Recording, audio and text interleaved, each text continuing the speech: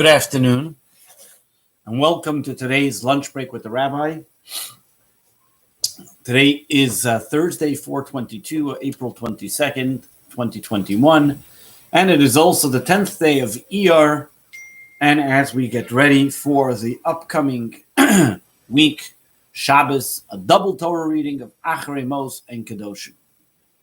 It is also the week, and a week from today is going to be Lag BaOmer. So I remind you about our Lag BaOmer barbecue, which is going to be April 29th, as well as I remind you about Tuesday night. We'll be starting our new class. It can happen, a phenomenal, wonderful course in experiencing and learning about the Messianic era. You can do this in person or on Zoom. I encourage you all strongly to attend, at least attend the first class, get a taste, and see if you'd like to join us for the rest of them. That's going to be Tuesday night, 7:30 p.m., on Zoom or in person. You can see all the information on jewishally.com. As we mentioned, that this week is a double Torah reading. It is Acharei and Kedoshim. Acharei, which discusses the laws of the holiest person and the holiest place and the holiest time, the high priest and the holy temple on Yom Kippur. And then the Torah reading of Kedoshim discusses and tells us about the variety of commandments and prohibitions that we follow in this week's Torah reading. In fact, it's probably the Torah reading that has the most commandments in it of the 613 commandments. When we look at the two Torah readings, one discussing the holiest person, the holiest day, and the fact that the Kohen Gadol goes into the holy temple on the Holy of Holies on Yom Kippur, and then the second Torah reading that tells us the concept of being holy. What does it mean to be holy? And as we look and we follow, the Torah tells us to be holy. Does it mean that we should always be in the Holy of Holies? We know that's not the case because Aaron's two sons, as we know, didn't make it for being in the Holy of Holies. But if we look into the Torah reading, we see that when God tells us to be holy, he goes on to discuss very mundane things.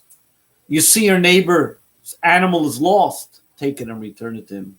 Don't kill, don't steal, don't say false witness, have proper measures, be honest in judgment.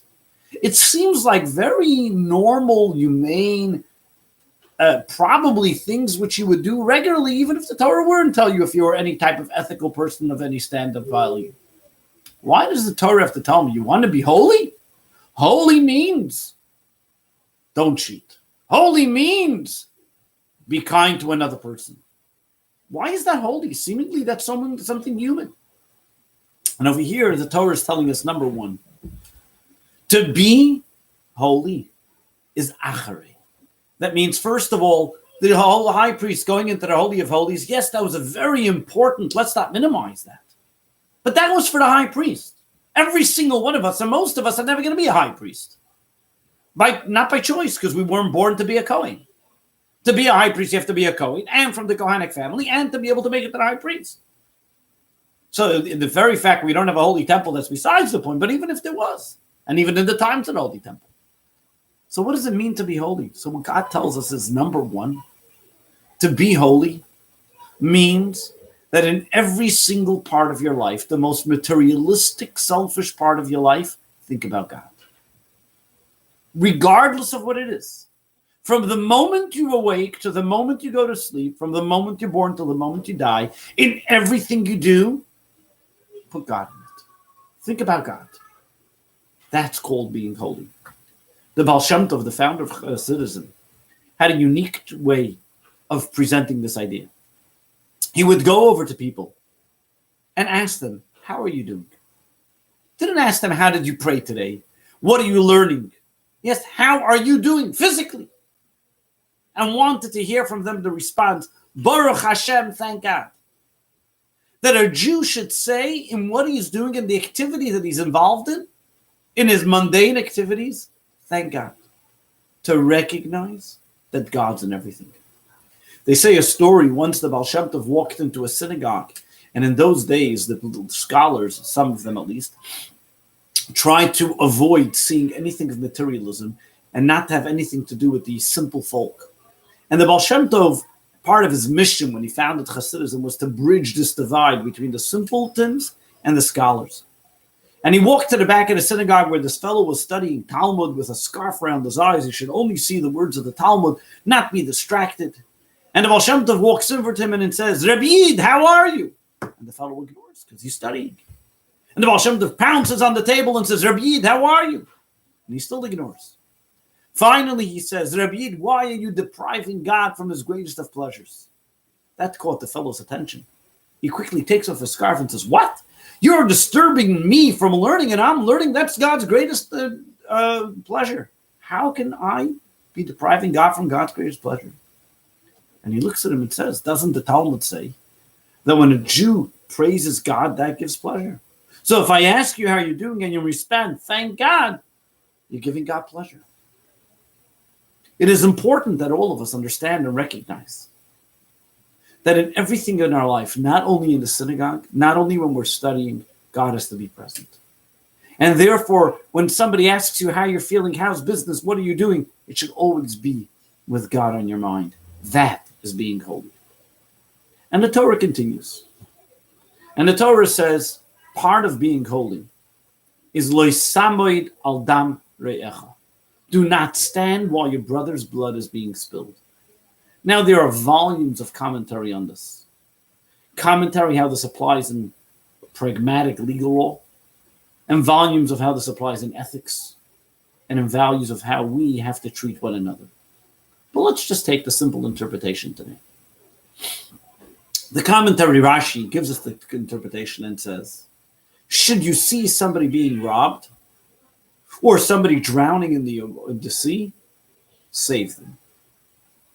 Now, what didn't I understand that Rashi is coming along and telling me? What was I missing when it says don't stand on your brother's blood? That if I see somebody that I can save, of course I should save him. If I can't save him, then I won't save him, because rather one person die than two people die. Is that what Rashi is telling me? That, of course, is a Jewish law, that one does not have to put his life in jeopardy to save somebody else, because as the Talmud uses the terminology, why is his blood more red than yours? But what does that mean? And over here we go back to the Baal Shem Tov's teaching. And the Baal Shem Tov taught us something very important. When you see an episode in life, it must teach you a lesson. It must teach you a lesson how to serve God, even when you see something which is negative. You have to learn how can you become better because of it. And over here, the Baal Shem Tov teaches us an amazing lesson. Part of being holy is recognizing divine providence. Recognizing that wherever you are there for a purpose and a reason. And if God put you in a place where you see somebody's life in danger, if God puts you in a position where you see somebody being attacked or somebody drowning, it means that you have the ability and the capability to save that person. The very fact that you see the episode unfolding in front of your eyes means that God is depending on you to save that person. Don't just shrug it off. Walk away and close your eyes as if it never happened. That's why the Torah finishes off, Ani Hashem, I am God. I see exactly who stepped in to save another person and who made as if they didn't see it. When we see somebody being wronged, when we see somebody that needs help, the reason why God lets you see that person that needs help is because he knows that you can help that person.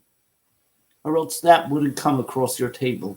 Or else you wouldn't be there. Now, every person has a different way of helping. Maybe it's you that has to call 911.